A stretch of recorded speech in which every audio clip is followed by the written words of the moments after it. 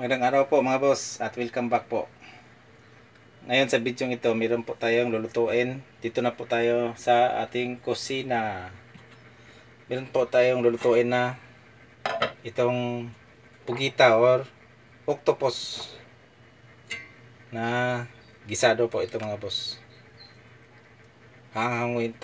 Tapos ko na itong magpakuluan at hahanguin ko lang to mga boss. Malamig na po siya. Saglit lang po at hanguin ko lang to.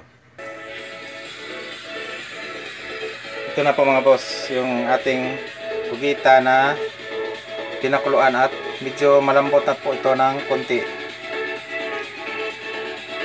Hihiwain ko lang ito ng medyo maliit na po. Malinis na po ito mga boss. Hiwain ko lang ito ng medyo may kaliitan, tapos simulan natin yung paggisa kasi gisado po to. Yung ingredients po natin ay ito po mga boss: sibuyas, meron po tayong sili, kamatis, luya, sibuyas na ito yung sibuyas na may dahon. So ito yung sibuyas na yung tawag na Bombay. Ito po yung ahos mga boss. Yung matik sarap po natin at saka lagyan natin ng oyster sauce. Haluan ko to ng kasi may tira-tira po sa refrigerator po natin na kalabasa para magamit din po to.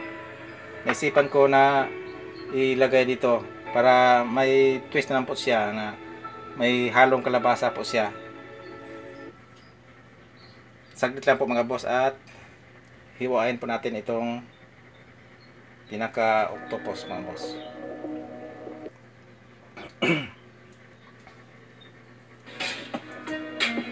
Ito po mga boss, at partially nahiwa ko na po ito mga boss. Bali mga 3 piraso po ito mga boss. At sandali lang po at matatapos na ko pag hiwa natin. Hiwain ko ng medyo maliit pa kasi para madali po siyang kainin mga boss.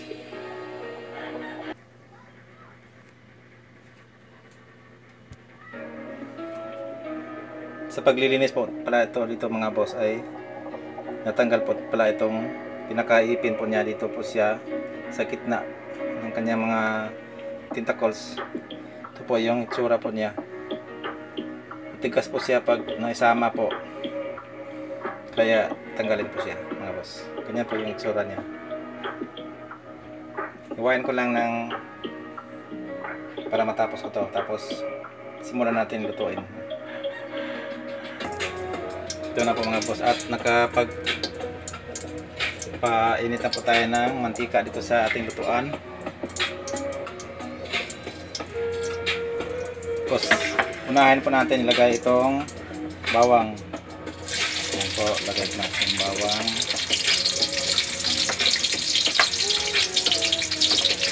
Tapos itong luya para pang pabango.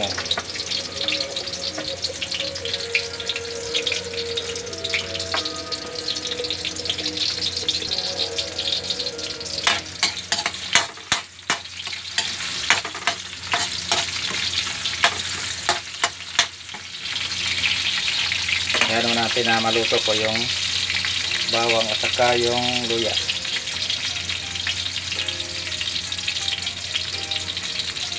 Tapos ito natin itong buyas, saka itong sili at saka kamatis.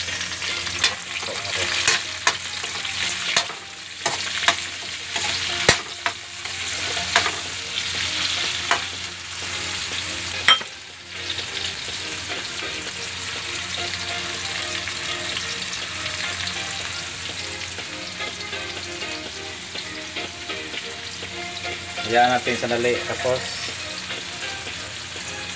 pagkatapos mga boss ay isusunod natin itong Tinachop ko ng maliit na octopus, yung pugita po.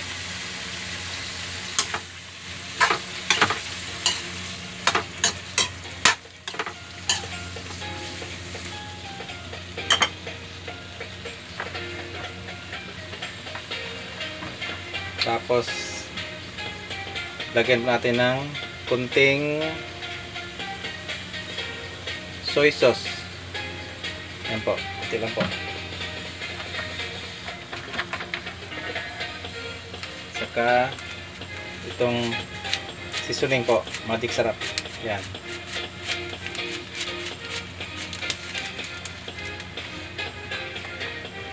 Pati na lang po itong oyster sauce.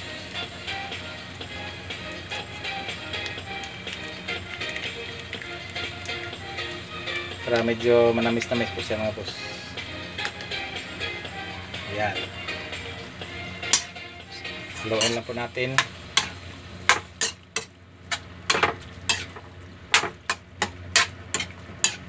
Sarap na po yung bangon niya mga boss. At saka takpan po natin mga boss. At saka nilagyan ko po ito mga boss ng dinudurog na black pepper. Yan. Paminta. Yan. Para mapango po siya. Haluin lang.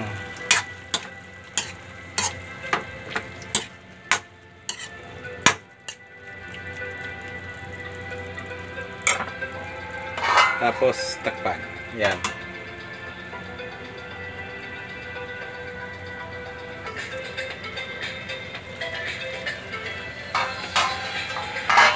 Pagkatapos mga boss ay lalagay po natin itong kalabasa para maluto po ito mga boss. Sabay sa pagkaluto itong ating octopus para po lumambot po siya ng kasabay. Yan.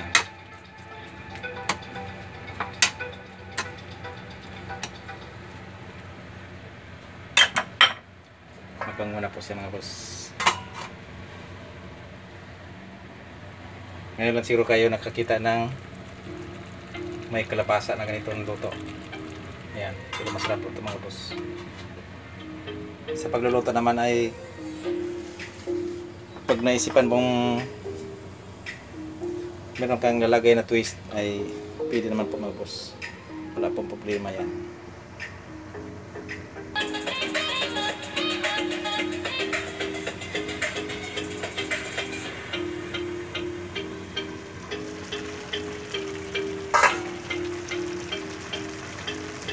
Ito na po siya mga boss. Kumukulo na po siya. Ayan. Hindi pa lumambot yung ating mga ibang sangkap ng kalabasa. Ayan. Kaya kunti pa para mambot po siya mga boss. Tingnan po natin kung anong lasa. Saktong-sakto po siya mga boss. Sarap po. Ayan.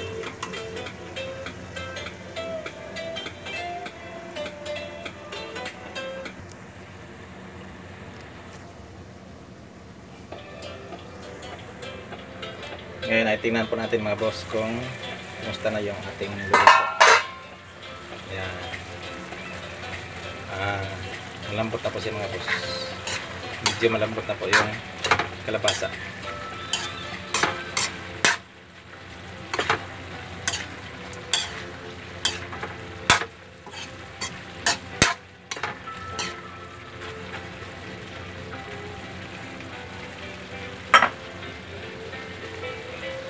Ngayon ay sunod natin itong sibuyas na may dahon para parang garnish ako siya at masarap tingnan at pampabango na rin. Yan, tapos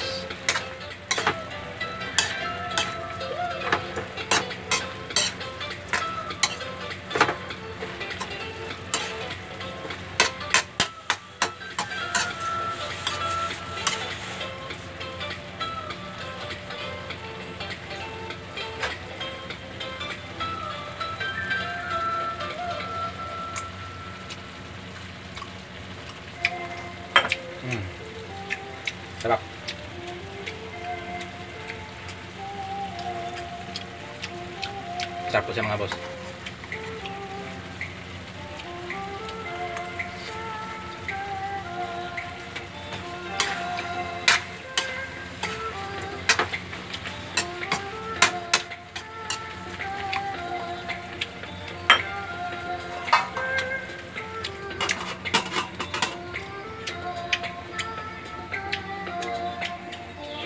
Finally, luto na po siya mga boss.